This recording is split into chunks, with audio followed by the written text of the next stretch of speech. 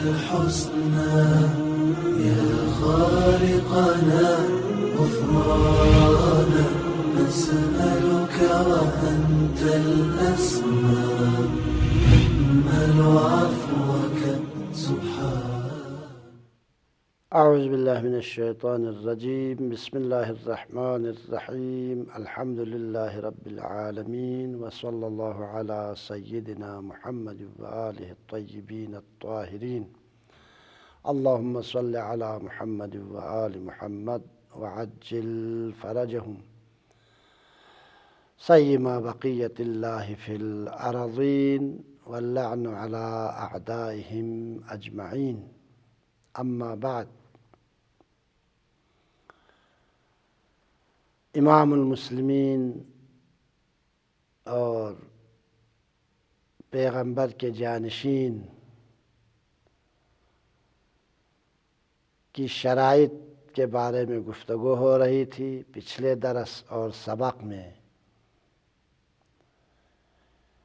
اس سلسلے میں عرض ہوا کہ امام المسلمین کے شرائط میں سے ایک اہم شرط یہ ہے کہ امام المسلمین منصوص من اللہ ہو. امام المسلمین اور پیغمبر کے جانشین کو خدا معین کرے، خدا کی طرف سے معین ہو، اور پیغمبر کے جانشین کا انتخاب خدا کرے اور خدا کی طرف سے معین ہو. اس سلسلے میں عقلی دلیل اور قرآنی دلیل کے حوالے سے کچھ آیات آپ حضرات کی خدمت میں ہم نے پیش کی، جس میں خداوند متعال نے اپنی طرف نسبت دی ہے. انی جاعل فی الارض خلیفہ، میں زمین پر اپنا جانشین معین کر رہا ہوں. آدم کو میں اپنا جانشین بنا رہا ہوں. ابراہیم کو میں امام المسلمین بنا رہا ہوں، اور اسی طرح داؤد کو میں نے خلیفہ بنایا ہے، میں نے اپنا جانشین بنایا ہے. یحییٰ کو میں نے اپنا جانشین بنایا ہے. عیسیٰ کو میں نے نبوت عطا کی ہے. تعیین امامت کے بارے میں بھی صریحاً 2-3 آیات ہیں. ان میں سے ایک آیت وہی آیت جو حضرت ابراہیم کے بارے میں نازل ہوئی تھی، جس میں فرمایا انی جاعلک للناس اماما، میں تجھے لوگوں کا امام بنا رہا ہوں، پیشوا بنا رہا ہوں. اور ایک اور آیت سورہ سجدہ کی 23ویں آیت میں ارشاد فرماتے ہیں وَجَعَلْنَا مِنْهُمْ أَئِمَّةً يَهْدُونَ بِأَمْرِنَا، اور ہم نے انہی انسانوں میں سے، ان لوگوں میں سے کچھ لوگوں کو امام بنایا. ہم نے امام بنایا، ہم نے پیشوا بنایا، اور ہم نے ان کو پیشوا قرار دیا ہے.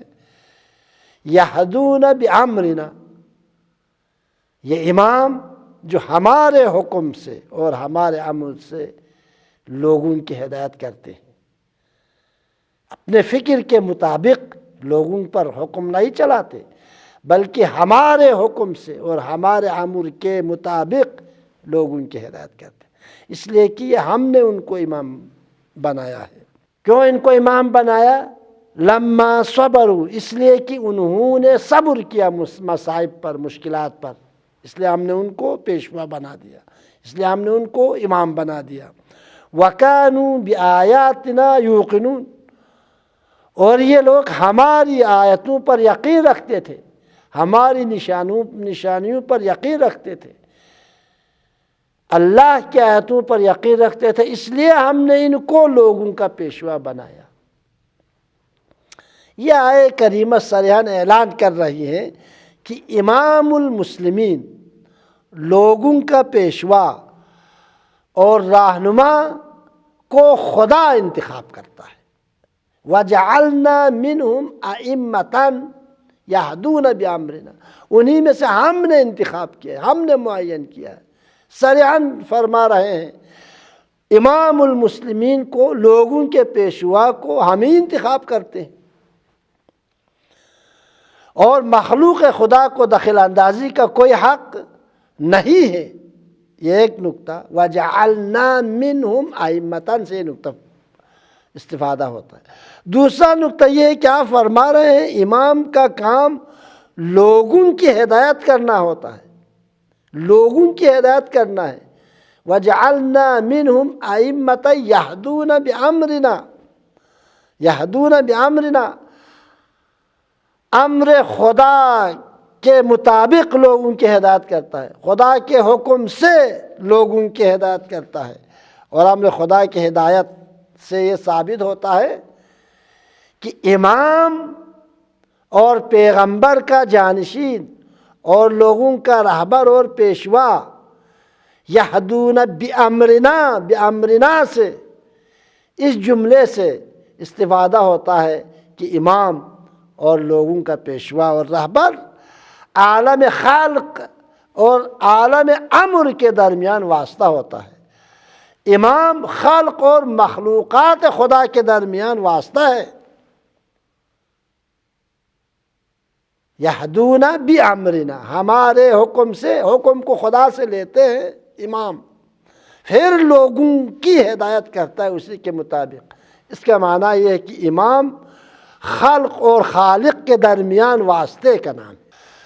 اور یہ جملہ بھی اس بات پر دلالت کرتی ہے کہ اس واسطے کے انتخاب کا حق بھی صرف اور صرف خدا کو ہے۔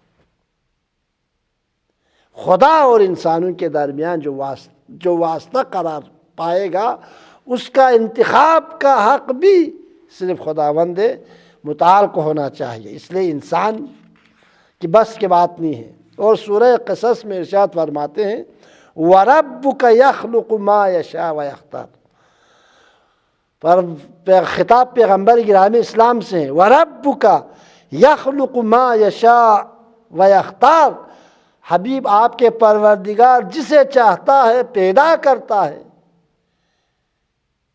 وَرَبُّكَ يَخْلُقُ مَا يَشَاءُ، آپ کے پروردگار جسے چاہتا ہے خلق کرتا ہے، پیدا کرتا ہے، وَيَخْتَارُ، اور جسے چاہتا ہے انتخاب کرتا ہے، اختیار کرتا ہے اور پسند کرتا ہے۔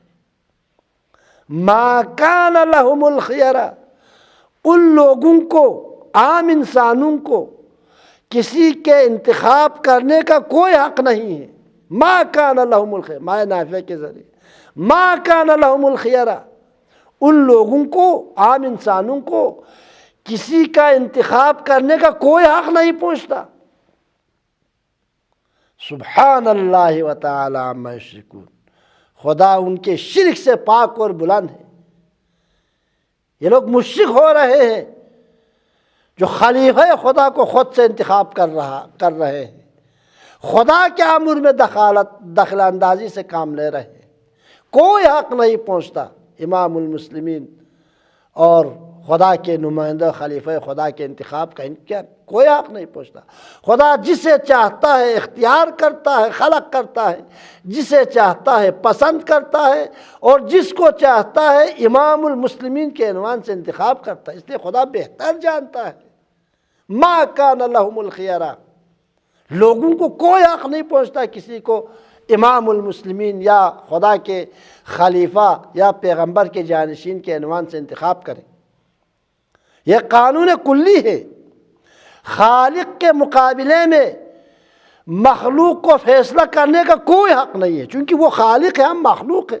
خالق کے مقابلے میں ہم فیصلہ کریں، خالق کے امر الہی کے بارے میں، عہد الہی کے بارے میں، عہدہ خدا کے بارے میں، میثاق الہی کے بارے میں انسان کیا حق رکھتا ہے؟ یہ قانون کلی ہے۔ خالق کے مقابلے میں مخلوق کو فیصلہ کرنے کا کوئی حق نہیں ہے۔ کیوں حق نہیں ہے؟ اس لیے کہ کیونکہ اسی نے بنایا ہے ہم سب کو، ہم سب کو اسی نے خلق کیا ہے، اسی نے بنایا ہے، تو وہی بہتر جانتا ہے کہ کیا بنایا ہے، اور اسی نے پیدا کیا ہے تو وہی بہتر جانتا ہے کہ کیا پیدا کیا ہے اور کیا خلق کیا ہے۔ اور انتخاب کا حق بھی اسی کے ہاتھ میں ہونا چاہیے، مخلوق کے ہاتھ میں نہیں، اور مخلوق کو دخل اندازی کا کوئی حق نہیں ہے۔ کیوں؟ اسی لیے دوسری آیت میں ارشاد فرماتے ہیں کیوں مخلوق کو دخل اندازی کا حق نہیں ہے، کیوں مخلوق کو خدا کے جانشین پیغمبر کے جانشین کے انتخاب کا حق نہیں ہے؟ فرماتے ہیں اس لیے کہ مخلوق جاہل ہے خدا کے مقابلے میں، وہ علم نہیں رکھتا، وہ فکر نہیں رکھتا، وہ انسان کے صلاح میں جو چیز ہے اس کی تشخیص اس کے بس کی بات نہیں ہے۔ لہذا امام المسلمین یا خلیفہ خدا یا پیغمبر کے جانشین کا انتخاب کا حق بھی اسے نہیں ہے، اسے دخل اندازی کا کوئی حق نہیں ہے۔ کیوں؟ اس لیے کہ وہ علم نہیں رکھتا۔ اور خداوند متعال اللہ اعلم، سورہ مائدہ کی 48ویں آیت ہے، فرماتے ہیں اللہ اعلم حیث یجعل رسالتہ، خدا بہتر جانتا ہے کہ اپنی رسالت کو کہاں رکھے گا، خدا بہتر جانتا ہے کس کو رسول بنائے گا، خدا بہتر جانتا ہے کس کو نبی بنائے گا، خدا بہتر جانتا ہے کس کو اپنا خلیفہ اور جانشین بنائے گا، اور خدا بہتر جانتا ہے کس کو امام المسلمین اور پیغمبر کا جانشین قرار دے گا۔ اس لیے کہ علم کی ضرورت ہے، خدا چونکہ خالق ہے، ہر چیز کا جاننے والا ہے، لہذا خدا بہتر طریقے سے انتخاب کر سکتا ہے لوگوں کے رہبر اور پیشوا کو۔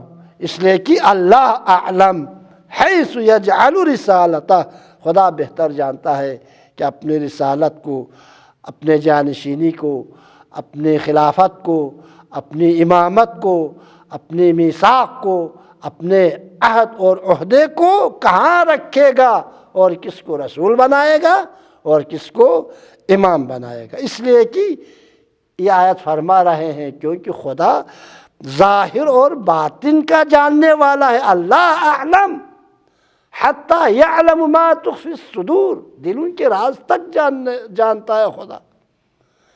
یعلم خائنۃ الاعین، آنکھوں کی خیانتوں تک سے آگاہ ہے، لہذا خدا بہتر جانتا ہے کس کو امام بنائے کس کو مأمون بنائے۔ اور اس آیہ مجیدہ میں علم الہی کا حوالہ خود واضح کرتا ہے کہ خداوند کریم اپنے منصب اور جانشین کے قابل افراد کو خوب پہچانتا ہے، چونکہ خدا نے خود خلق کیا ہے تو لازمی بات ہے خالق ہی خوب پہچانیں گے کہ مخلوق کی کیا حالت ہے۔ اور جس میں انسانی عقل کا عمل دخل صرف اتنا ہی ہے کہ وہ فرمان خدا کے مقابلے میں، فرمان خدا کے مقابل میں تسلیم ہو جائے۔ اس لیے کہ خدائی منصب، امامت کا منصب، پیغمبر کا منصب، خلافت کا منصب انسان کے علم اور عقل سے بالاتر ہے۔ اسی لیے متعدد روایات میں ان میں سے ایک روایت امام کو منصوص من اللہ ہونا چاہیے، بحث کو ادامہ دیتے ہوئے متواتر احادیث میں بھی اس بات کی تائید ہوئی ہے، تاکید ہوئی ہے اسی آیت کی، احادیث اسی آیت کی تشریح ہے۔ اللہ اعلم حیث یجعل رسالتہ، امام رضا علیہ السلام فرماتے ہیں، بہت طولانی حدیث، اس کے 20 کے چند جملات، اے عبدالعزیز، امام کی کچھ نشانیاں ہوتی ہیں، پیغمبر کے جانشین کی کچھ علامتیں ہوتی ہیں، خدا کے جانشین اور خلیفۃ اللہ کی کچھ نشانیاں ہوتی ہیں، ان میں سے کچھ یہ ہے، الامام مطہر من الذنوب، امام گناہوں سے پاک اور معصوم ہوتا ہے، امام گناہوں سے پاک اور معصوم ہوتا ہے، مخصوص بالعلم، سب سے زیادہ عالم اور جاننے والا ہوتا ہے، موسوم بالحلم، سب سے زیادہ حلیم ہوتا ہے، سب سے زیادہ شجاع ہوتا ہے، سب سے زیادہ سخی ہوتا ہے، سب سے زیادہ فہرست جو امام کی خصوصیات کی سامع الحجت علیہ السلام نے بیان فرمایا ہے، سب سے زیادہ حلیم ہوتا ہے، سب سے زیادہ شجاع ہوتا ہے،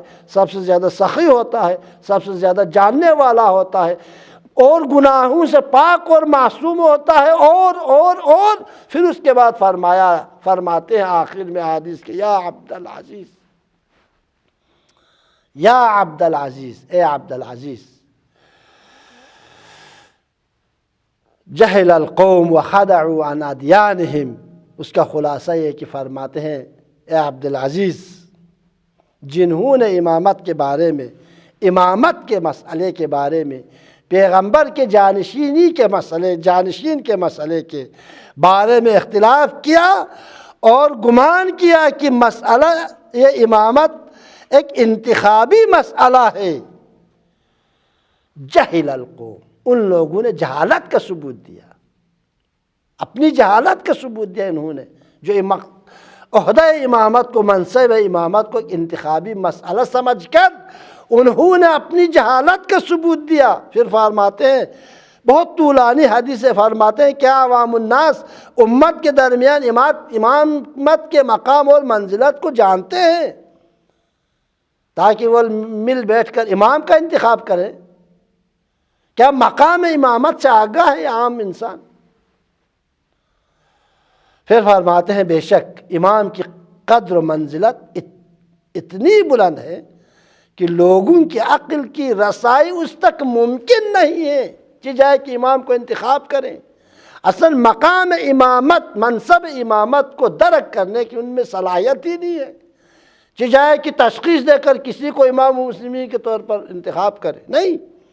کیوں؟ اس لیے کہ بہت طولانی حدیث ہے، آخری جملہ ہے، ان الامامت خص بہا ابراہیم الخلیل بعد النبوۃ والخلہ مرتبۃ ثالثہ۔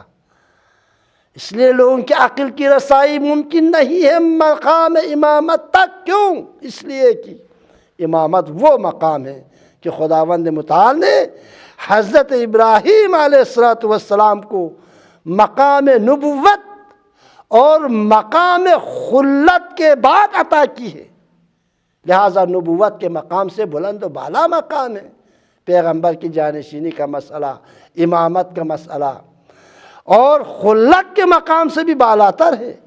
لہذا ابراہیم کے آخری ڈگری ابراہیم کو جو دی گئی ہے وہ امامت کا مقام ہے۔ تو کیا یہ عام لوگ مل بیٹھ کر، جاہل لوگ جمع ہو کے کسی کو امام منتخب کریں گے؟ یہ انتخابی مسئلہ ہے، جہالت کا ثبوت دیا، جہالت کی وجہ سے انہوں نے مقام امامت کو ایک انتخابی مسئلہ بنا دیا۔ مذکورہ عقلی اور نقلی دلائل متعدد قرآنی آیات اور سنت صحیحہ اور متواترہ کے مطابق رسول اللہ کے جانشین اور امام المسلمین اور انسانی معاشرے کے قائد اور رہبر کے لیے ضروری ہے کہ وہ منصوص من اللہ ہو، خدا انتخاب کرے اور خدا کی طرف سے معین۔ یہ پہلی شرط۔ دوسری شرط یہ ہے کہ امام کی دوسری شرط ہے اعلم الناس ہو۔ عقل، قرآن اور سنت کی روشنی میں امام المسلمین اور پیغمبر کے جانشین کے لیے ضروری ہے کہ وہ سب سے زیادہ جاننے والا ہو، اعلم الناس ہو، علم لدنی کے مالک ہو، اس کا علم موہوبی ہو، اکتسابی نہ ہو، اس کا علم وہبی اور خدادادی ہو، کسبی نہ ہو۔ کیوں؟ اس لیے کہ امام المسلمین نہ صرف معاشرے کا حاکم ہوتا ہے جو ہم پہلے بیان کر چکے ہیں، بلکہ دینی مرجع بھی ہوتا ہے اور احکام الہی کے پہنچانے والا ہوتا ہے، دینی احکام کے مجری اور نافذ کرنے والا ہے امام۔ لہذا رسول اللہ کی جانشین اور لوگوں کے امام اور قائد کے لیے ضروری ہے وہ بھی رسول اللہ ہی کی طرح، پیغمبر اسلام ہی کی طرح تمام احکام الہی کا علم رکھتا ہو، وإلا وہ رسول کا جانشین نہیں ہو سکتا، وإلا وہ مجری احکام الہی نہیں بن سکتا، اور منبع وحی سے وابستہ ہو۔ لہذا امام کو نبی کی طرح حقیقی اسلام شناس ہونا چاہیے، نہ عارضی اسلام شناس۔ امام واقعاً حقیقی اسلام شناس ہے، جس طرح پیغمبر حقیقی اسلام شناس ہے۔ قرآن و سنت کے حقیقی علم جس طرح پیغمبر کو ہے اسی طرح امام کو بھی ہونا چاہیے، اور امام کے پاس قرآن و سنت کا حقیقی علم امام کے پاس ہوتا ہے۔ حقیقی معنوں میں امام معصوم اسلام شناس ہے، لیکن یہ اسلام شناسی ایک مجتہد، فقیہ، مرجع تقلید اور مفتی کے حد سے کہیں بالاتر ہے، اس لیے کہ امام معصوم، اس لیے کہ امام میں معصوم اور رسول اللہ کا جانشین اور امام المسلمین کی اسلام شناسی عرض ہوا من جانب اللہ ہے، وہابی ہے، کسبی نہیں ہے، موہوبی ہے، اکتسابی نہیں ہے۔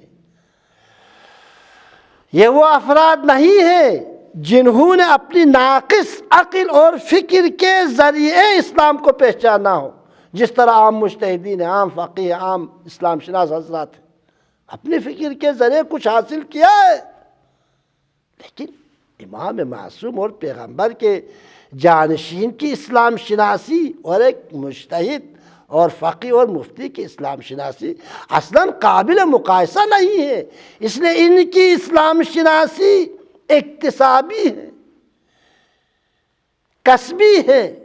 امام معصوم کہ اسلام شناسی موہوبی ہے، خداوند متعال کی طرف سے عطا ہوئی ہے، جس طرح پیغمبر اور انبیاء اور رسولوں کو عطا ہوتی ہے،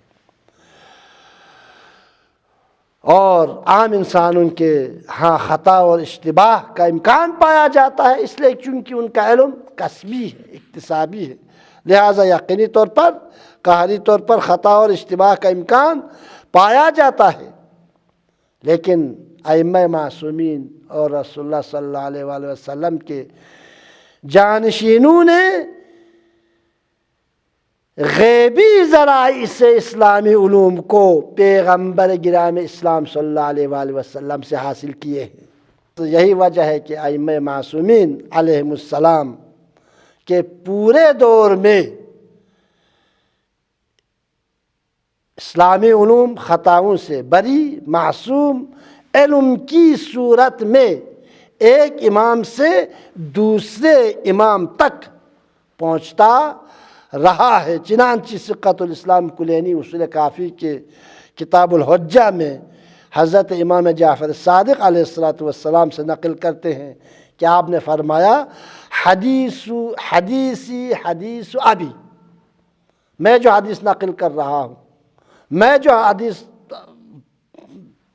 تمہارے حوالے کر رہا ہوں، میری حدیث میرے والد کی حدیث ہے، حدیث ابی، میری حدیث میرے والد محمد باقر علیہ السلام کی حدیث ہے، وہ حدیث ابی حدیث جدی، اور میرے والد کی حدیث میرے جد کی حدیث ہے، وہ حدیث جدی حدیث الحسین، اور میرے جد امجد زین العابدین علیہ السلام کی حدیث جو ہم تک پہنچی ہے وہ حسین ابن علی کی حدیث ہے، ان کو حسین ابن علی نے ان تک پہنچایا ہے، ان تک منتقل کیا ہے۔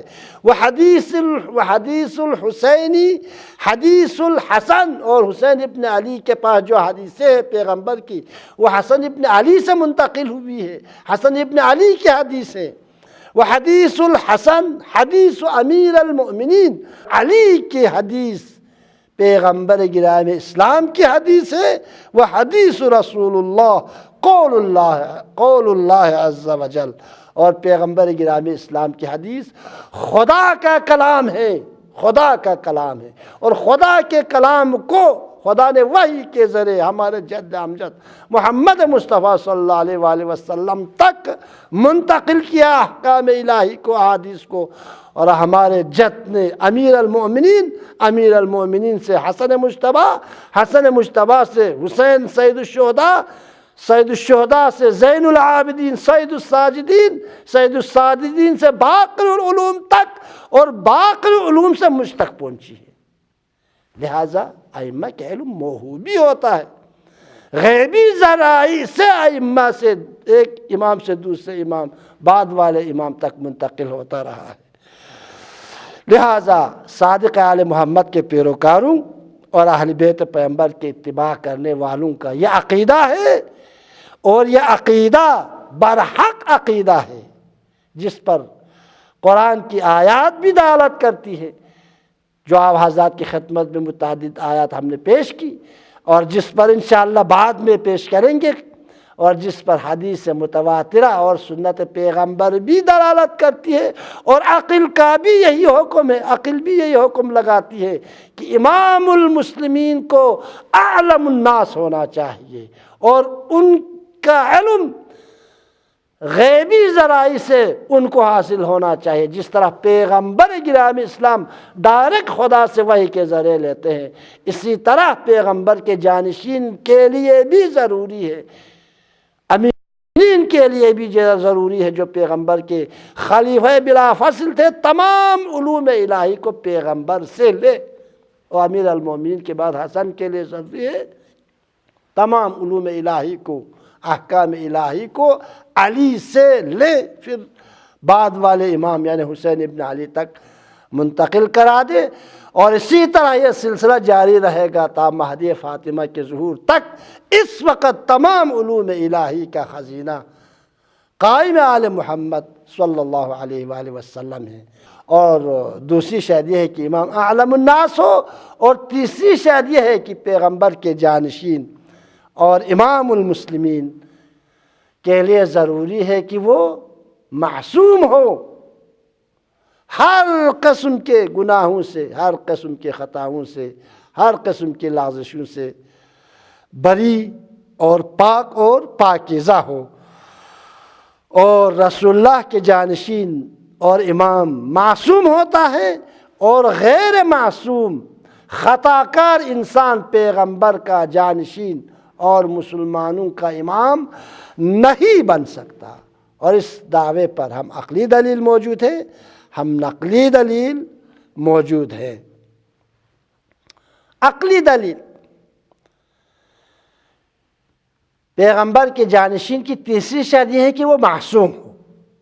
عقلی دلیل امامت اور رہبری کا مقصد ہدایت بشر ہے، جس طرح پیغمبر نبوت اور رسالت کا مقصد، انبیاء کی بعثت کا مقصد، رسولوں کی بعثت کا مقصد ہدایت بشر ہے، اسی طرح پیغمبر کے جانشین کا مقصد کیا ہے، ہدف کیا ہے؟ ہدایت بشر ہے، انسانوں کی ہدایت ہے، انسانوں کی رہبری اور رہنمائی ہے۔ اور امام بھی نبی کی طرح مربی بشریت ہے، لہذا امام کی ذات کو لوگوں کے لیے قابل قبول اور بااعتماد ہونا چاہیے، قابل اعتماد شخصیت ہو امام، ہر کس و ناکس امام نہیں بن سکتا، لوگ اس پہ اعتماد کر سکے، قابل قبول ہو، بااعتماد شخصیت ہو۔ اس لیے کہ اگر مربی اور تربیت کرنے والا، ہادی اور ہدایت کرنے والا خود خطا کار، گناہ کار، اشتباہات اور گناہ سے آلودہ ہوگا تو دوسروں کو کس طرح گناہوں کے انجام سے روکے گا؟ خود گناہ گار دوسروں کو کس طرح روکے گا گناہوں کے انجام سے؟ خود گناہ کرتے ہو، کس منہ سے کہے گا تم گناہ مت کرو، گناہ کے مرتکب مت ہو جاؤ؟ معنی نہیں رکھتا۔ لہذا پیغمبر کے جانشین اور انسانیت کے راہبر و رہنما اور بشریت کے مربی کے لیے ضروری ہے وہ ہر قسم کے خطاؤں اور گناہوں اور اشتباہات سے پاک اور پاکیزہ ہو۔ اس کے علاوہ گناہ، خطا، غفلت اور بھول، حتیٰ فراموشی، نسیان، حتیٰ غفلت تک بے اعتمادی کا سبب بنتا ہے۔ اور جیسا کہ عرض ہوا، امام المسلمین اور دینی پیشوا کو قابل اعتماد ہونا چاہیے۔ امام کس لیے ضروری ہے؟ قرآن مجید کی تفسیر کریں، احکام الہی کو بیان کریں، اور اسی قانون کو انسانی معاشرے میں جاری کریں، ان کی ذمہ داری یہی ہے، اس کے علاوہ اور کچھ ہے۔ جس دلیل سے قانون الہی کے مبلغ یعنی انبیاء الہی اور رسولوں کا معصوم ہونا لازمی ہے، اسی دلیل سے اس قوانین کے محافظ پیغمبر کے جانشین امام المسلمین اور اس قوانین کے محافظ مفسر اور ان کو انسانی معاشرے میں جاری کرنے والے کا بھی معصوم ہونا ثابت ہو جاتی ہے انہی دلائل کی روشنی میں۔ اگر پیغمبر کو معصوم ہونا چاہیے تو لازمی بات ہے پیغمبر کے جانشین کو بھی معصوم ہونا چاہیے، اس لیے پیغمبر کی جانشین کا کام وہی ہے، ہدایت بشر ہے، تربیت بشر ہے، قانون الہی کا اجرا کرنا ہے۔ خود گناہ گار ہو تو کس طرح عدل سے کام لے گا؟ قانون الہی قرآن کی تفسیر کرنا ہے۔ ایک آدمی اشتباہ، خطا اور سہو نسیان، بھول چوک اس سے سرزد ہوتا تو اصل اس کی تفسیر قابل اعتماد نہیں ہے۔ جس طرح قانون الہی کے مبلغ کی خطا سے بعثت کی غرض جو ہدایت ہے، جو تربیت بشر ہے، باطل ہو جاتی ہے، بالکل اسی طرح قانون کے مفسر اور اس کے جاری کرنے والے کی خطا گمراہی کا سبب۔ لہذا اسلامی قانون کے مجری، اسلامی قانون کے مفسر یعنی پیغمبر کے جانشین اور امام کو بھی معصوم ہونا چاہیے۔ یہ عقلی حوالے سے انشاءاللہ امام المسلمین اور پیغمبر کے جانشین کو معصوم ہونا چاہیے۔ اس پر قرآنی اور حدیثی دلیلیں، قرآن اور سنت سے دلیلیں انشاءاللہ آنے والے درس اور سبق میں ہم بیان کرنے کی کوشش کریں گے۔ لہذا امام المسلمین، پیغمبر کے جانشین، بشریت کے مربی، مفسر قرآن، مجری قرآن، قانون الہی کے نافذ کرنے والے امام اور رہبر اور پیغمبر کے جانشین کے لیے ضروری ہے کہ وہ خدا کی طرف سے معین ہو، ایک منصوص من اللہ ہو، اعلم الناس ہو، سب سے زیادہ تمام احکام الہی پر علم رکھتا ہو، اور تیسری شرط یہ ہے کہ وہ معصوم ہو ہر قسم کے گناہوں، خطا، اشتباہات، نسیان، سہو، بھول چوک سے پاک اور منزہ ہو، اور اس کے علاوہ اخلاقی کمالات سے آراستہ ہو۔ ایسے امام کی رہبری اور رہنمائی میں انسانیت فلاح پا سکتی ہے۔ خداوند متعال کی بارگاہ میں ہم دعا کرتے ہیں کہ ہم سب کو امامت کے مقام اور منزلت کو، امام کے مقام اور منزلت کو، منصب امامت کی اہمیت کو سمجھنے اور ان کے بارے میں غور و فکر کر کے پیغمبر اکرم کے حقیقی جانشینوں کی سیرت پر چلنے کی توفیق عنایت کریں۔ والسلام علیکم ورحمۃ اللہ وبرکاتہ۔